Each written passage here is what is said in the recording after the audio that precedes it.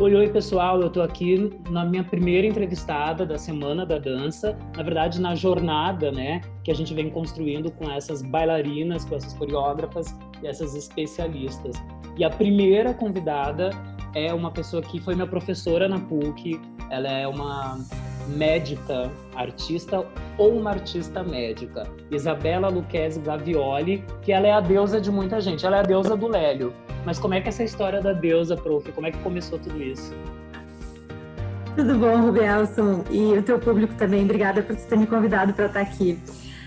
O Lélio tinha uma música, o Lélio, meu esposo, já há 15 anos, ele tinha uma música que ele gostava muito, da primeira metade do século XX, que se chama Deusa da Minha Rua, que foi depois regravada pela Zélia Duncan. E era uma música que tem uma alma de seresta, né, de serenata. E ele sempre gostou dessa música e ele dizia que ele queria fazer uma homenagem para todas as mulheres, né? Personificada, talvez, em mim, mas a todas as mulheres da vida dele, a mãe, as mulheres que ele admira no trabalho, ele fala muito. E isso se concretizou em 2017, nós fizemos um espetáculo chamado A Deusa da Minha Rua, então que tem toda essa temática feminina, né, problematizada, mas também com uma certa leveza, com um certo humor. E depois desse espetáculo ele foi reorganizado e modernizado em 2019, ele virou A Deusa da Minha Rua, Outras Deusas, ele foi além ainda, né, daquela proposta primeira do feminino. Eu acho que a questão das deusas, eu também tenho as minhas deusas, né? E acho que o homem também tem a sua identidade, a sua história feminina, mas eu vi também ali, toda essa história passou no Grupo Laços. O que é o Grupo Laços? Então, nós nos conhecemos, eu e o Lélio, dançando salsa, né? Ambos saídos de relacionamentos amorosos, né? Assim, vou pra dança de salão me divertir. E ele foi, eu também fui, nós nos encontramos numa aula de salsa, né? Dos professores Alexandre Santos e da Tracy Freitas. E ali a gente já se apaixonou e começou a namorar, e em seguida a gente estava casado, né? E aí ele não estudava dança, ele trabalha na área da saúde também, mas ele começou a se apaixonar cada vez mais pela dança, ele quis ir além, e aí eu disse para ele, bom, se tu tá gostando mesmo da dança, vamos estudar, né? E ele entrou fundo nessa proposta, naquela época que na Grande Porto Alegre só tinha a licenciatura em dança da UBRA, ele foi fazer a licenciatura de 2002 a 2017, e aí nesse período, então, entrando na universidade, ele percebeu que a dança era mais do que aquilo que ele vivia só ali na escola livre, na academia de dança, né? E ele começou a querer misturar as coisas que ele estava vendo com a dança de salão, ele começou a querer fazer laboratórios, né? E aí estava surgindo também uma vertente, não só no Brasil, como um pouco na América do Sul também, da chamada dança de salão contemporânea, que é a dança de salão atual, que recebe outras influências, outras interferências, e a gente mergulhou aí nesse universo, chamamos um grupo de amigos, de colegas, começamos a ensaiar sem maiores pretensões, e nasceu o Grupo Laços, né, que inicialmente ele tinha esse subtítulo de Grupo Laços, Dança de Salão Contemporânea. E daí nós vimos trabalhando, a gente está trabalhando até hoje, né, desde 2007, já com diversas conquistas, né, conquistas internas, conquistas externas. Ele já não recebe mais a alcunha de dança de salão contemporânea, porque ele já não trabalha só com a dança de salão, a gente trabalha com todas as danças e nem gostamos mais desse rótulo, né, já abrimos e acho que isso foi um amadurecimento interno, assim, a gente entender que dança, é corpo se mexendo, e hoje em dia ele é só o Grupo Laços, né, e ele recebe muitas interferências, assim, principalmente dos seus elementos, dos seus bailarinos e de todo o seu elenco. Inclusive me chamou a atenção uma das coisas que eu valorizo muito, porque eu tenho uma filha trans, é a questão da diversidade no grupo, né? Eu vejo que as deusas, elas são deusas de várias facetas. Aí me explica um pouco essa diversidade do grupo de vocês. Olha, ela sempre existiu e isso não é uma escolha, Ruby, isso é o mundo, é a vida, as pessoas são boas pelo que elas são, né? Então elas se aproximam pela proposta artística e a gente vai trabalhar com tudo que essa pessoa tem, né? Ela tem um universo queer, ela tem um universo, não sei, do sapateado, da feminilidade, da masculinidade, porque eu acredito que todos nós temos a masculinidade, a feminilidade, o terreno entre essas coisas e não vou nem entre essas duas coisas, porque é uma infinidade de coisas, e nós carregamos tudo isso para a nossa alma artística, né? E para o jeito que o nosso corpo se movimenta. E simplesmente a forma como a gente vai fazendo os laboratórios vai permitindo que isso aflore nas pessoas, e quando isso vem, a gente usa na coreografia. Nem sei se a gente usa na coreografia, está ali, né? O que constitui artisticamente aquela pessoa. Então a gente simplesmente magnifica, coloca aquilo numa lente de aumento, faz com que aquilo seja burilado, seja polido como uma linguagem artística para chegar no público, que aquela mensagem seja consistente, que ela seja densa, que ela sensibilize alguém, e ela é o que ela é, com muito orgulho do nosso grupo. Dessa deusa da vida para a medicina da dança, né? Tu era médica. Reumatologista. Reumato. Exatamente. Isso, tu é médica, tu tem doutorado e mestrado pela URGS em artes cênicas, mas a tua casa, o início da tua carreira, eu não divido a arte e a medicina, eu acho que as coisas não são como a economia e a saúde nesses tempos. Eu acho que as coisas, elas estão todas conectadas e as caixinhas, o redondo não entra no quadrado para mim, né? Mas como é que é da medicina para as artes cênicas, ou melhor, das artes, acredito eu que tu deve ter começado a dançar antes de ser médica, né? Pelo que eu já conversei contigo na PUC, mas como é que é essa conexão aí da medicina da dança? De fato, eu comecei a dançar pequena, como é a história de tantas meninas aqui, né? Não acho que não só no Brasil, na nossa região, mas no mundo inteiro, as meninas começam pequenininhas. E naquela época de fazer a escolha pela profissão, não tinha ainda tanta oferta de curso superior de dança. É muito provável que eu tivesse escolhido, mas não tinha. Isso era 1986, 87. E venho de uma família de médicos, o pai médico, né, que eu acompanhava bastante a trajetória, admirava muito. Então, escolher a medicina foi uma escolha natural e com muito gosto, com muito prazer. Eu via muitas coisas na medicina que eu queria fazer. E na época até de escolher a especialidade, lá no final dos 6 anos, foi muito difícil, porque eu queria fazer tudo, né? Mas, por fim, eu escolhi a reumatologia, porque é a especialidade clínica do aparelho locomotor. Então, eu via muita semelhança, muita relação do movimento com essa especialidade. Mas quando isso aconteceu, eu já era formada em ballet clássico na escola da Cristina Fragoso, já tinha começado a trabalhar, comecei a trabalhar muito cedo com dança, aos 13 anos, depois me profissionalizei com 17, e a medicina, então, ela veio depois. E eu nunca consegui entender na minha vida isso como 2 caminhos separados, isso nunca existiu, né?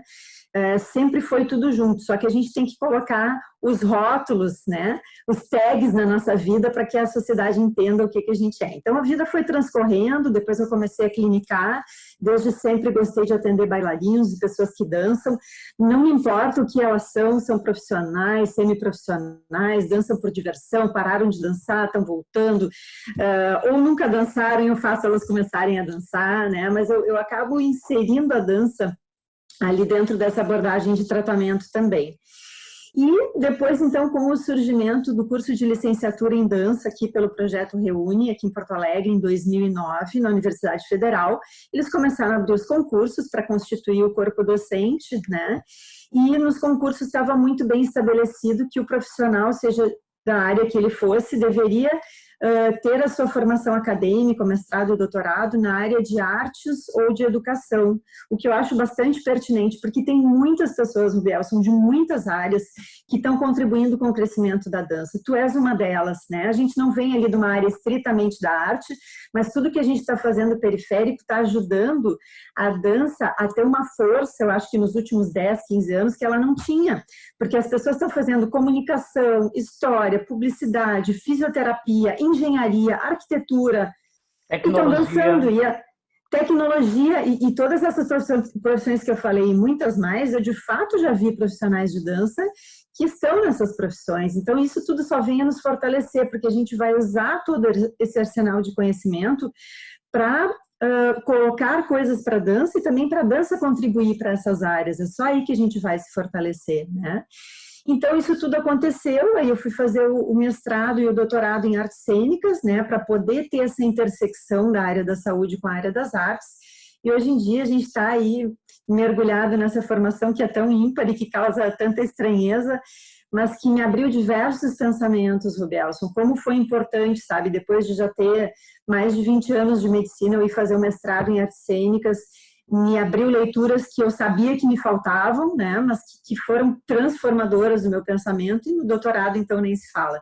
Então, uma trajetória pela qual eu tenho muito carinho, né, e faria tudo de novo, com todo o esforço que foi, faria tudo de novo. Sabe que uma das nossas participantes dessa jornada da Semana da Dança é a Aline Haas, que tu deves conhecer, Uhum. da URG. Grande amiga minha, Aline Raça, Sim, eu minha sei. colega. E eu admiro muito ela. O ano passado ela teve uma conversa que me acalmou os ânimos quando eu estava nos Estados Unidos migrando para Portugal. E eu vou falar com ela mais sobre ciência, sobre pesquisa e neurociência na área da dança. Mas eu observei que num dos teus artigos na internet tu vai falar um pouco sobre essa tradição de mais de 30 anos do Hemisfério Norte, né? Mas qual é a expectativa que tu tem do Brasil de hoje? Esse Brasil com pandemia, sem saber o que vai acontecer, como é que tu enxerga a medicina da dança nesse momento na tua vida?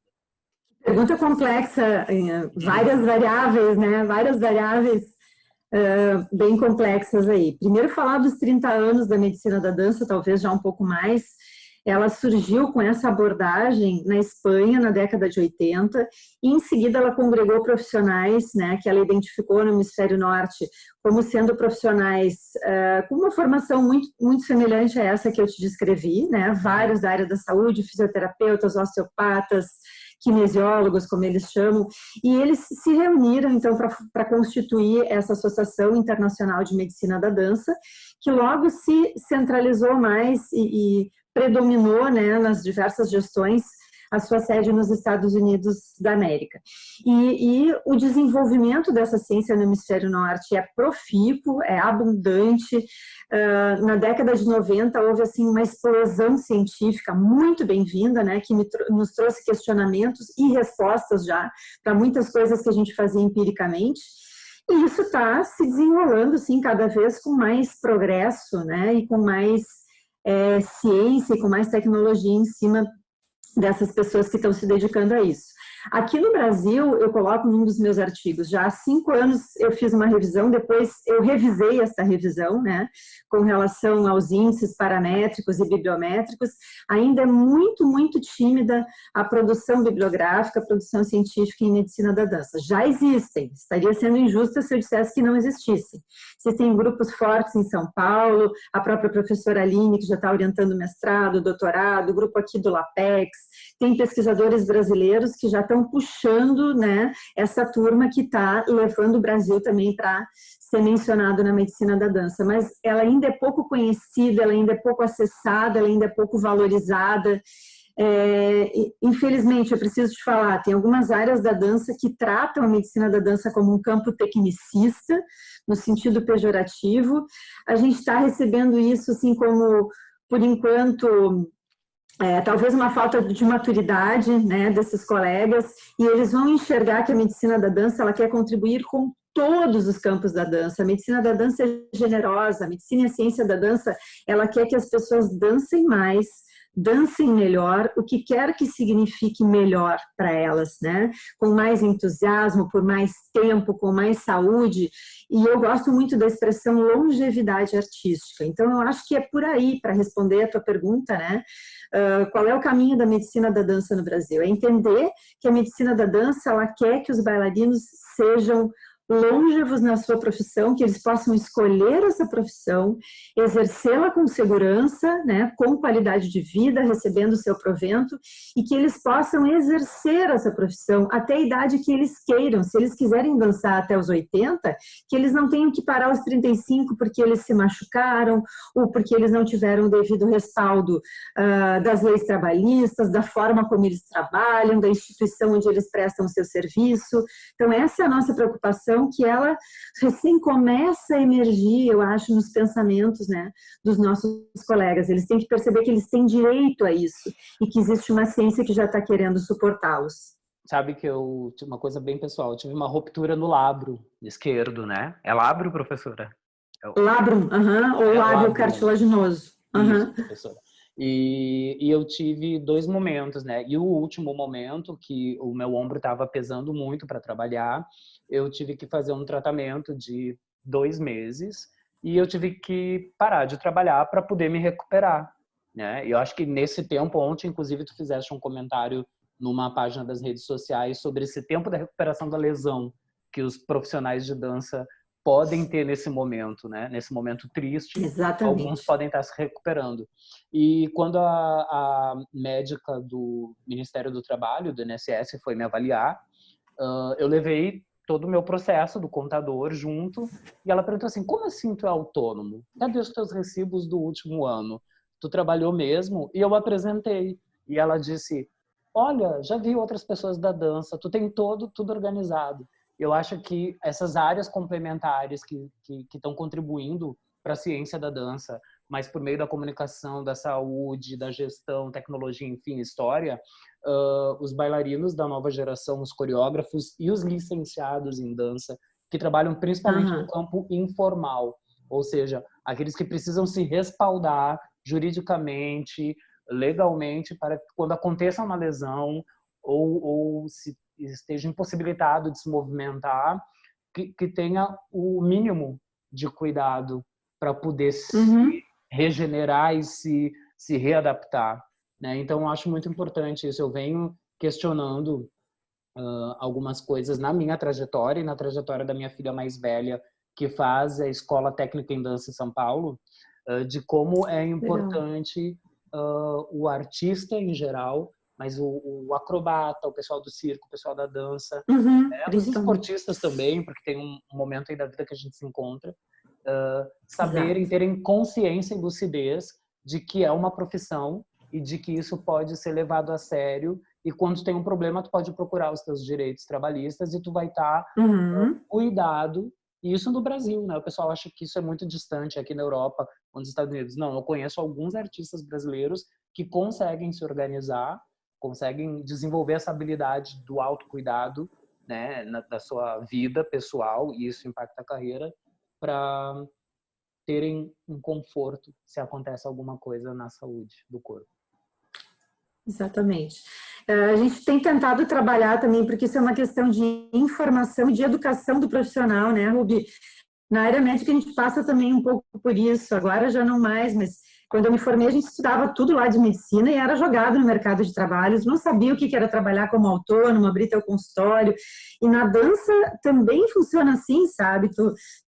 Tu é ensinado coisas sobre arte, sobre educação, sobre história, e aí tu é jogado no mercado e tu passa por diversos perrengues, digamos assim, né? Tu não sabe como tu vai trabalhar, como tu vai receber, se tu não receber, o que tu pode fazer para te defender, para reivindicar, né? Então, isso a gente está tentando introduzir lá para os alunos, para eles se darem conta de que existe esse recurso, que existe essa informação, e nós também como profissionais é que temos que nos posicionar, né, para exigir as coisas, temos que ter órgãos de representatividade, nisso também a gente está engatinhando ainda, não temos um conselho, ainda é tão polêmico, tem colegas que não acham bom a gente ter um conselho, eu acho que sim, acho que a gente tem que organizar direitinho, ver como é que ele vai funcionar, mas acho que um conselho nos protege, então a gente tem que caminhar ainda para essas coisas, né, porque em termos de reconhecimento da profissão, isso ainda está a dever.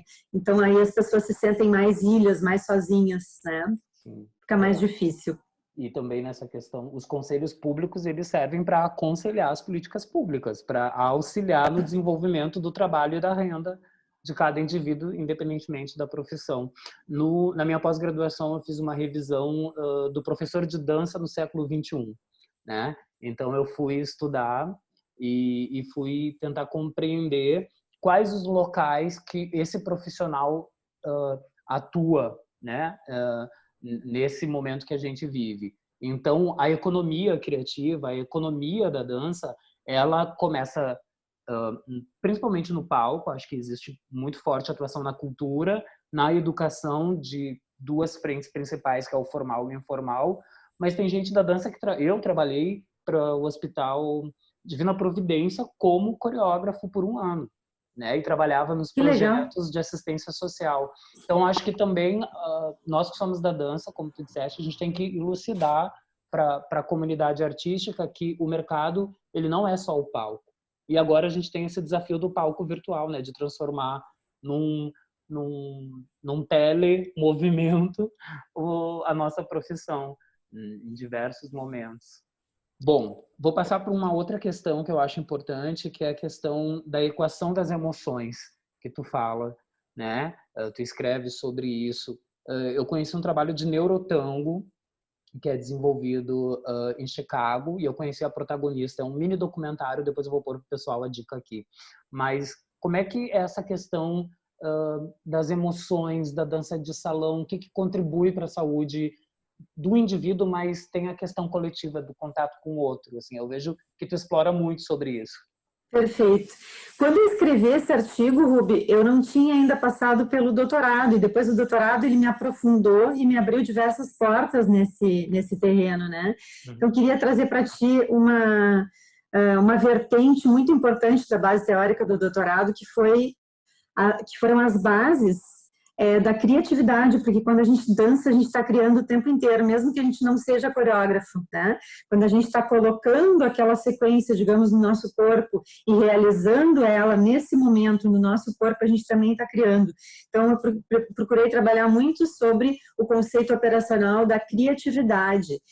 E aí a gente vai encontrar que existe um neurotransmissor é um líquido, né, uma substância que é responsável por fazer o diálogo entre as células do nosso cérebro, entre os nossos neurônios. Nós temos vários neurotransmissores. E um deles, muito importante, se chama dopamina, e a dopamina é que é considerada a rainha, a mãe, a responsável pela criatividade. O que a dopamina faz? Ela é responsável pelo pensamento divergente, principalmente isso, pensamento divergente, a capacidade de resolver problemas e a abertura à novidade. Isso é muito importante, ressaltado por muitos autores, né?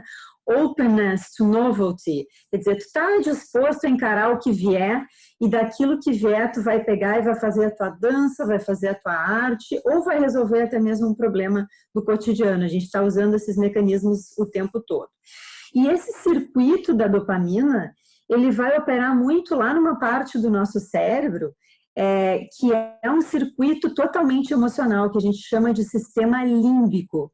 Sem o nosso sistema límbico, que fica mais ou menos por aqui, só que lá dentro, né, pertinho aqui, um pouquinho mais profundamente ao lobo frontal, sem o sistema límbico, nós seríamos praticamente robôs, nós não teríamos as emoções. Então, é através do sistema límbico que a gente vai expressar toda a nossa gama de emoções, né? Imagine ela qual for. Então, como é importante a gente perceber que a capacidade de criar, de resolver problemas e de estar aberto à novidade está intrinsecamente ligada e conectada com a nossa capacidade de sentir e de gerar emoções. E uma das coisas que mais gera emoções e que desafia essa ação da dopamina, então, é esse nosso comportamento gregário, esse nosso comportamento de grupo, de estar junto com outras pessoas, né? Isso é fomentado, eu acredito, em todos os tipos de dança, muito mais naqueles em que a gente tem esse contato direto, por exemplo, em pares, né? Na dança de salão, que eu tenho agora os pares que não são homem e mulher, eu já tenho muita dissociação desse conceito. Eu tenho mulheres dançando juntas, eu tenho homens dançando juntos, eu tenho toda uma comunidade LGBTQ+, que está trabalhando em cima da dança de salão queer, que é muito interessante, que a Argentina já faz isso há mais de 20 anos no tango, né? Então, Sim, professora, a presença da homossexualidade é muito forte no tango, historicamente. Sim. Os homens treinavam juntos. A primeira dupla do tango eram homens juntos, né? Duas pessoas com figura, com identidade de gênero masculino, treinando juntos os passos nos bordéis. Esse é o começo do tango, né? E o que é bonito no tango e na dança de salão é pergunta e resposta, é proposta e aceitação, né? E isso é que a dança de salão contemporânea está trabalhando muito também agora, apenas abrindo um parêntese nessa resposta que tu me permitiste. Essa pergunta e essa resposta, essa proposta e esse aceite não precisa ser sempre da mesma pessoa numa determinada dança, naqueles 3 minutos de dança. Isso pode ir oscilando, isso pode ir variando. E aí essa dança se torna mais linda, porque não é sempre o mesmo perguntando e o outro sempre respondendo. Então, tu imagina quanto mais de sensibilidade eu tenho que ter para perceber que agora é a minha hora de propor, que meu colega não quer mais propor, ele quer agora receber, ele quer responder. Então, se torna um jogo fantástico, né? Isso que a dança de salão contemporânea está propondo modernamente. Mas, para além da dança de salão, tem outros tantos tipos de dança que a gente não dança sozinho, que a gente não dança solo, que a gente está em grupo, pode estar cada um na sua cinesfera, lá 40 em cima de um palco, mas tem uma sintonia, que é aquela sintonia do feromônio da gente fazer tudo junto, né? Dos grandes grupos, do sincronismo. O sincronismo desperta um outro hormônio, além da dopamina, que se chama ocitocina, que ele também está presente em vários eventos, por exemplo, na mulher no pós-parto. Ela só consegue lactar, ela só consegue expelir leite através da ocitocina. Ele é um hormônio também de muito prazer, que está relacionado à sensação do prazer. E, pasme, quando a gente faz coisas juntos e quando a gente faz movimentos sincrônicos na dança, a gente gera em quem está fazendo e em quem está olhando muita produção de ocitocina. Então, tu vê que bonita essa neuroregulação, essa regulação neurohormonal, que ela se traduz quimicamente nos nossos movimentos e na forma como a gente executa a dança, né? Então, a dança, mesmo que a gente não esteja fazendo ela junto, dançando em duo, em trio, em quarteto, se a gente está conectado com outras pessoas que estão dançando conosco, mesmo à distância corporal, a gente tem essa sintonia neuroquímica. Isso é sensacional e isso pode ser utilizado de muitas formas, inclusive, Ruby, já que tu estava falando disso também na tua trajetória, para questões de saúde mental. A gente usa muito pouco a dança, né, para propor a resolução ou encaminhamento de questões de saúde mental. Isso é um trabalho que seria lindíssimo de ser feito. Sim. Tem uns pares aí que a gente vem buscando informação e conhecimento em autores brasileiros como tu, né, como você, para poder se inspirar. Inclusive tem uma linha que eu conheço como euritmia, né? Uhum. Que é uma questão mais filosófica que vem do Rudolf Steiner e que daí dá origem lá à pedagogia waldorfiana também, que é a praia que eu tô buscando informação sobre a cura pela dança. Mas eu acho interessante. E realmente, essa questão da produção de substâncias, eu vi e participei com alguns médicos e psicólogos, tanto no hospital quanto na educação, jovens que estavam numa situação de adicção profunda, né? Ou seja, eles eram consumidores de crack, maconha, cocaína em grande quantidade, trabalhavam no tráfico e a partir de exercícios desenhados com a equipe médica e com os coreógrafos, existiu uma substituição de prazer. Nós fizemos isso com 10 jovens, que é a nossa amostra de pesquisa, né? E a gente observou que, inclusive, tem alguns que hoje continuam adictos, porque a adicção acompanha a vida, continuam em tratamento, mas tem uma história de um menino incrível que ele morava no abrigo, ele estava no tráfico, ele saiu e ele foi adotado aos 18 anos e se casou, né? E ele tinha problemas de saúde mental. Ele é um dos jovens que participam dessa amostra que eu venho construindo. Então tem tudo a ver, e eu acredito muito na produção dessas substâncias. Eu não sou um conhecedor, meu olhar é ainda muito superficial, mas existem pessoas envolvidas nisso e eu acho muito interessante. E continuando o nosso bate-papo, eu só vou chamar agora um pedacinho do vídeo Neurotango, produzido em Chicago por uma cientista, uma psicóloga que dança tango nos bares de Chicago para o pessoal ver. Olha aí.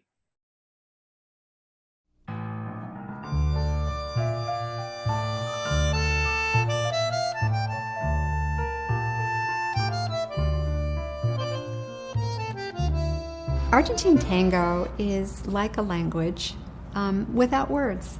Between the music that is having sort of fireworks go off in my brain and so many dimensions of my brain, my thinking brain, my emotional brain, but mostly my pleasure center brain are being lit up. Then to feel the embrace from a partner, and that embrace will elicit oxytocin and serotonin. And then the dopamine, the pleasure, reward, excitement neurotransmitter, gets elicited from the novelty of dancing with different partners throughout the night. Continuando no campo da medicina da dança, prof. Eu posso chamar de prof, né? Fica. Posso claro, chamar de deusa, vontade. de prof, coreógrafa, bailarina, tantas facetas. Que prof, como tu quiser, bem à vontade, bem à vontade. Mas, dentro ainda do campo da medicina da dança, a questão da fisiologia. Explica para quem é bailarino ou para quem não é, o que é isso dentro da dança, a fisiologia. Pergunta boa essa, Bielson, porque foi uma das formas como eu entrei na medicina da dança, né? E como eu levei para a área da educação, né? Foi a minha primeira entrada acadêmica, lá em 2001, na pós-graduação Lato Sensu, lá da PUC, que foi o curso que tu fizeste, tu és especialista em dança pela PUC, né? Então, na época, a professora Aline Haas, minha colega desde criança, ela é que coordenava esse curso e ela me convidou, então, para dar uma palestra ou para fazer uma participação que acabou virando uma participação vitalícia, eu estou lá até hoje, né? Ministrando a disciplina que é chamada Dança e Saúde, mas que trata principalmente de fisiologia da dança. Então, a fisiologia da dança, físio significa função e logos estudar, então estudar a função ou as funções do corpo dentro da dança. E assim como a gente tem uma fisiologia geral, que é de todos os indivíduos, assim como a gente tem uma fisiologia do exercício ou do esporte, a gente tem uma fisiologia da dança, específica da dança. O que acontece com o corpo do bailarino, né? Tudo, desde o nível da respiração celular, a ventilação pulmonar, os eventos cardiovasculares, os eventos neurohormonais, os eventos endocrinológicos, como é que funcionam os hormônios da digestão, do manejo da glicose no corpo do bailarino, como é que funciona a transmissão do impulso elétrico para a gente ter as sensações e gerar também os movimentos. Então, a fisiologia da dança, ela vai estudar tudo isso e muito mais. E o que eu gosto, que tu está me dando a oportunidade de falar, é que o bailarino, ele não se limita a ser um amontoado de ossos e músculos, porque quando a gente fala assim, em medicina, em dança,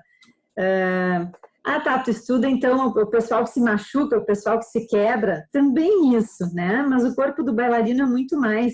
E eu vou te dizer que eu mesma caí nessa armadilha quando eu estava escolhendo a minha especialidade, como eu te falei, né? Eu pensei assim, qual é a especialidade dentro da medicina que vai me permitir lidar mais com os bailarinos? Aquela que lida com o movimento, então eu vou para a reumatologia. E eu paro por aí porque a reumatologia é uma especialidade fantástica que não lida só com isso, lida com toda uma questão de inflamação, de imunidade, que é sensacional, é muito mais do que eu imaginava. Mas na época, quando eu escolhi só pelo movimento. E depois eu fui expandindo o meu pensamento que o bailarino não é apenas um ser que se move, ele é um ser que pulsa, ele é um ser que inflama, ele é um ser que pega fogo, né? No sentido celular das coisas. Então, quando eu ouço as pessoas me dizerem bailarino não precisa estudar mecanismo de ação da insulina, só precisa estudar nome de osso e de músculo, e inserção proximal e distal de músculo. Não, gente, isso aí é a ponta, é o final do raciocínio, né? A gente é uma orquestra sensacional de reações químicas, né?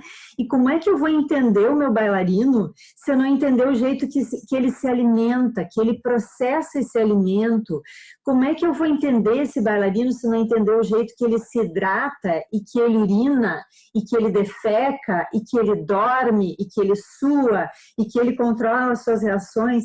Então, o bailarino, ele é um ser integral, como todos nós somos, mas ele merece ser visto assim. Essa é a minha defesa da fisiologia da dança, sabe? Que as pessoas que vão estudar a Dance Medicine and Science, a ciência e a medicina da dança, que a gente não fique limitado a essa questão de osso e músculo, porque o bailarino é muito mais do que isso. E dessa orquestra tão ampla que tu falaste, né? Do ponto de vista da saúde, vou dar um pulo para outro lugar, assim, que eu acho que isso é a parte que eu não pauto, é a parte que eu não faço as combinações. Um filme para as pessoas assistirem que tem a ver com esse papo que a gente está tendo hoje. Assim, o primeiro... meu Deus! Tem que ser assim. Eu gosto muito do Momento de Decisão, tá? E não é só porque tu me perguntou rápido, é porque realmente ele bate muito no meu coração a respeito da dança, porque até hoje nós passamos por exatamente aquele momento de decisão, aquele filme com o Baryshnikov, né? Em que a bailarina tem que escolher o que ela quer ser da vida, se ela quer ser como a mãe dela, que deixou a dança profissional e foi ter a sua academia, foi ter a sua família, ou se ela quer ser a bailarina profissional. Essa escolha, em suas diversas nuances, porque hoje a gente tem um campo de trabalho muito mais vasto, né, para quem dança, ela vive acontecendo todos os dias. E essa escolha ela é baseada nas nossas percepções corporais, nas nossas percepções mercadológicas, financeiras, familiares, mundiais, como é que o mundo está se comportando, né? Para inserir aquilo que tu me perguntasse antes, como é que eu vou me inserir nesse mundo pós-pandemia que vai ser totalmente diferente, como é que vai ser a minha escola vai sobreviver, eu vou ter do que viver, eu vou ter que partir para outra profissão além da dança, eu vou ter que deixar a dança. Então eu acho que o Momento de Decisão, ele é um filme que tem já talvez 40 anos, 35 por aí, e ele é um filme sempre atual para quem trabalha com arte. Eu recomendaria vê-lo diversas vezes, eu acho que eu já assisti esse filme seguramente mais de 5 vezes. Do momento de decisão para a pandemia, qual é a dica, o que tu vem refletindo sobre esse momento triste, né? Eu venho pensando muito numa imagem que eu vi, que o Karnal postou, mas outras pessoas postaram antes dele, inclusive, que a gente está nesse palco que é a sacada, a gente está produzindo vídeos, eu acho que os artistas estão numa linha de frente diferenciada, que é produzindo muito conteúdo, alguns relevantes, outros mais superficiais, outros bem profundos, né? Mas a imagem que eu tenho é sempre da gente cantando, dançando dentro de casa e um monte de gente morrendo em alguns lugares. É o que eu sinto, né? Às vezes eu me sinto até meio bobo fazendo algumas coisas porque eu tento colocar meus pés no chão. Mas o que tu acha nesse momento de crise mundial, a dança, você, isso tudo? Bom que tu me perguntasse isso, porque até o fato da gente estar aqui através desse instrumento, né, é em função desse momento mundial e talvez nunca acontecesse se não estivesse ocorrendo essa pandemia.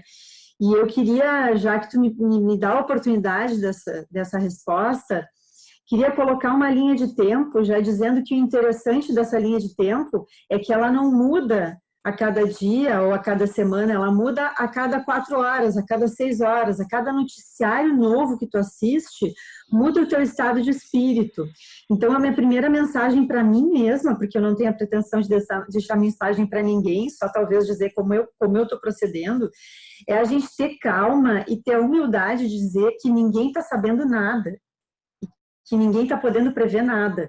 É claro que os líderes mundiais, os economistas, os médicos, as pessoas que têm que ser gestores dessa situação e que têm que ser líderes, eles estão se pautando pelos instrumentos que nós temos, que são a estatística, a pesquisa científica, e é assim que tem que ser. Mas mesmo esses instrumentos não estão dando todas as respostas. Então, é a hora da gente dizer assim, ó, tá tudo bem se eu não tiver uma opinião formada por uma semana ou por um mês, eu não sei nada mesmo, e vamos esperar. Tem coisa mais difícil da gente dizer na vida do que vamos aguardar serenamente, admitindo que não sabemos nada. Isso é muito difícil, né? É o que eu estou tentando fazer agora. Então, o que eu pensava ali nos primeiros dias em que a gente entrou em quarentena, aquilo ali se modificou nas primeiras 12 horas do primeiro dia de quarentena, depois se modificou em 6 horas, se modificou em 4 horas. Tinha um momento que eu achava que a gente ia ficar em quarentena durante meses, depois eu já achei que não, agora eu nem vou dizer o que eu estou pensando, porque ninguém tem essa resposta, né?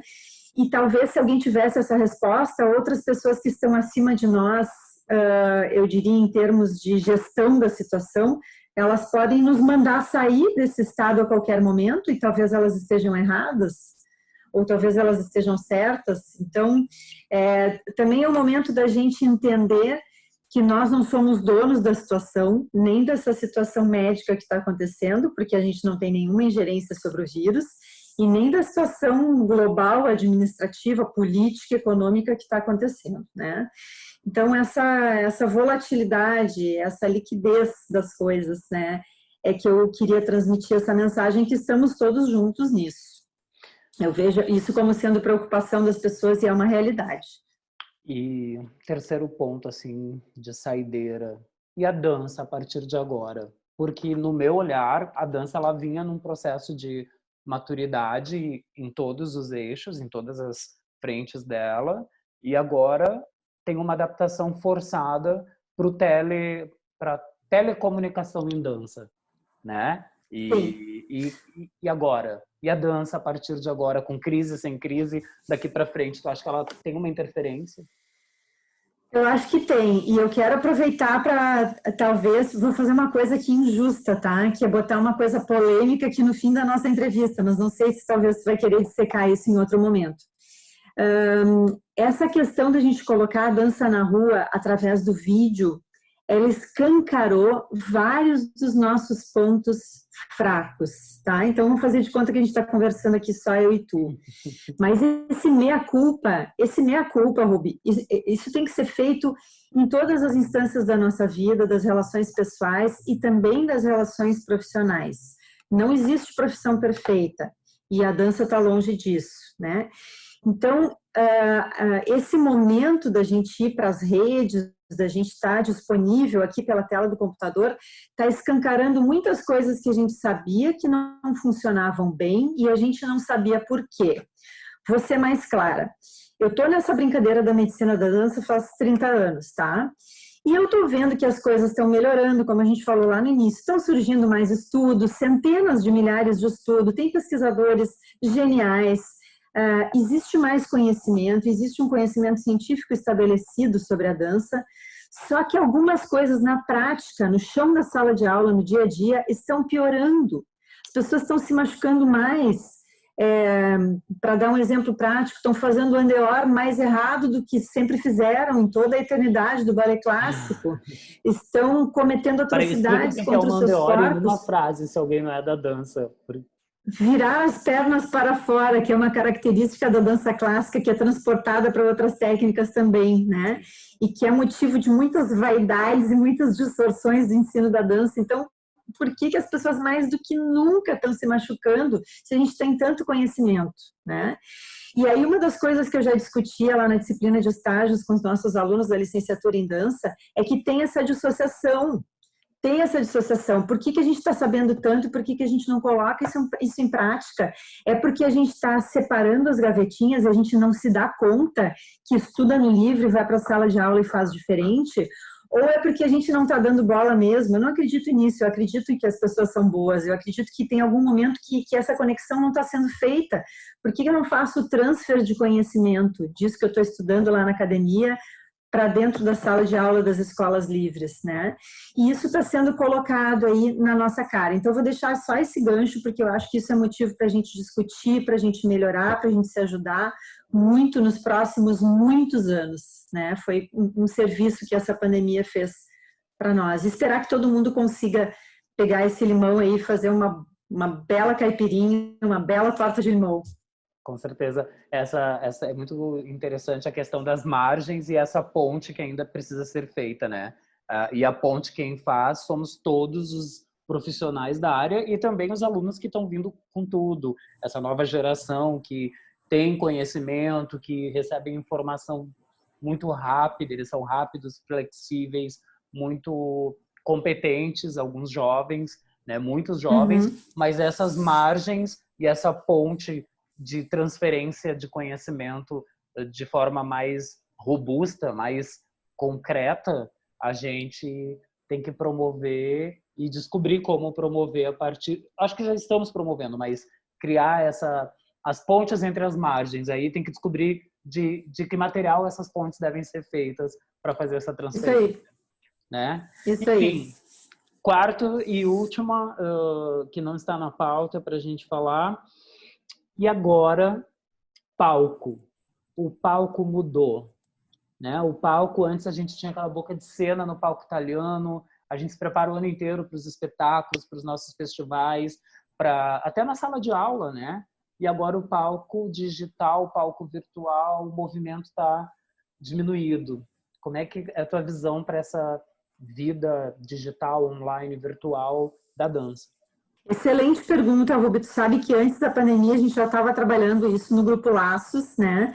Eu vejo que em outras companhias isso já é uma realidade, essa diferença da linguagem e essa variedade de produtos com maior liquidez, né? Produtos mais rápidos, que aproximem mais a tua arte dessa modernidade líquida, dessa necessidade que as pessoas têm de que tudo seja mais rápido, né? Talvez tu não tenha um público que vá 3 vezes por ano te assistir num teatro, se deslocar para um teatro para te ver durante 1h30, mas tu vai ter um público que quer ver um vídeo teu de 3 minutos, né?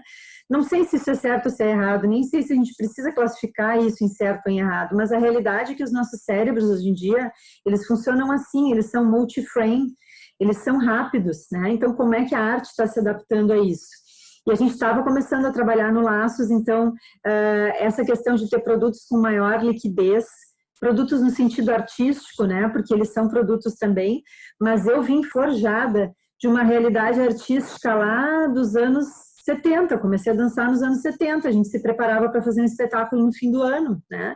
E na década de 90, com a internet, isso mudou e essa mudança não foi rápida, não foi lenta e gradual, ela foi excessivamente rápida. Então, o artista que nasceu depois, né, o artista nativo digital, ele já veio com outro menu de possibilidades de trabalho que a gente teve que mudar. E a gente já estava trabalhando isso. E essa pandemia agora escancarou também esse aspecto. Eu acho que isso vai nos forçar a trabalhar com outro instrumento, que é um instrumento de vídeo, da informática, da internet, da videodança, né? Muitas coisas da videodança, mesmo para quem não quer fazer videodança, não quer ser um artista de videodança, muitos pequenos elementos desse conhecimento terão que ser utilizados. Eu vi uma professora falando, uma professora tradicional que eu gosto muito aqui de Porto Alegre, ela dizendo assim, olha, de um dia para o outro eu não fazia nada e hoje eu estou aqui sozinha na minha escola, sou eu que tenho que filmar, sou eu que tenho que editar, sou eu que tenho que botar nas redes, não era eu que fazia isso, mas agora eu estou aqui isolado, sou eu que tenho que aprender. Isso é uma realidade, vai acontecer com a gente, né? E para além dessa questão do instrumental, da ferramenta e de como é que isso vai mudar o mercado de trabalho, eu me reporto às minhas leituras lá do mestrado, né, das nossas relações de teatralidade, como é que isso vai funcionar para o artista, porque é muito diferente em termos neurohormonais, só para juntar agora toda a conversa, né? É muito diferente tu estar numa sala ao vivo com o teu público, seja ele de 20 pessoas ou de 1.500, isso gera uma força de expressão que é diferente dessa outra força de expressão aí que é na telinha, que tu tá sozinho, que tu tá mais à vontade, mas que podem vir, por exemplo, outras coisas na tua improvisação, pode criar um instrumento mais potente de criação mesmo coreográfica, né? Então, todas as instâncias têm as suas vantagens, as suas desvantagens, as suas diferenças, as suas particularidades, mas elas são diferentes e a gente vai ter que se acostumar com isso. Como é que eu crio na minha casa, que eu tenho aqui 2 metros quadrados para fazer um vídeo mostrando como é que eu me movimento, diferente da minha sala de aula, onde eu tinha 20 metros quadrados, 30, 40, né? Então, tudo isso vai ser muito interessante de ver como a gente vai se adaptar. E vai ser rápido, pode ter certeza. Sim. Então, assim, encerrando a primeira jornada luso-brasileira da Semana da Dança, em comemoração ao Dia Internacional da Dança, eu quero te agradecer, dizer que por causa da pandemia a gente se encontrou, acho que tu tem toda a razão sobre isso, mas tu sempre esteve nos meus pensamentos em alguns momentos dessa trajetória, então te agradeço de coração. E agora, Dança 2020, como é que é esse Dia Internacional da Dança, Semana da Dança 2020 para o pessoal? O que tu deseja para eles? Acho que a gente vai estar muito junto virtualmente, né? Essa questão da pandemia, ela está reforçando vários laços que a gente sabia que existiam, né? E que agora estão mais fortes, os laços das ideias, os laços da criatividade, se não os do corpo, que para nós é tão importante esse corpo físico, mas os laços das ideias e das percepções estão muito aí presentes. Acho que vai ser um dia da dança ímpar, e quero muito ver tudo que vai surgir aí dos nossos colegas criativos. Mais alguma coisa que tu queira falar? Então, quero te dizer que a tua trajetória é brilhante, tu é uma das pessoas que ajuda a fomentar esse campo profissional da dança, né? Essa globalização da dança. Não só eu, mas vários colegas acompanhamos a tua trajetória com muito carinho, com muito orgulho e com muito gosto de ver o que tu está fazendo pela dança aí ao redor do mundo, né? Já ultrapassou completamente muitas fronteiras, e agradecer o teu carinho como profissional em pesquisar a trajetória da gente. Eu sei que tu pesquisa com todas as pautas que tu fazes, e tu vais fazer isso essa semana, né, com as outras colegas com as quais eu tenho a honra de estar participando dessa jornada. E isso é uma manifestação de apreço, de carinho, de respeito, que é muito legal. Quero te agradecer muito por ter se aprofundado na nossa trajetória. Muito, muito obrigada. E a oportunidade de ter falado esses temas tão caros, alguns polêmicos, que a gente só pincelou aí, mas é importante a gente começar a falar disso e ter essa oportunidade na tua pessoa, nesse espaço aqui que tu cria para nós. Isso é muito precioso, eu te agradeço muito mesmo, de verdade. Entrelaçados. Entrelaçados.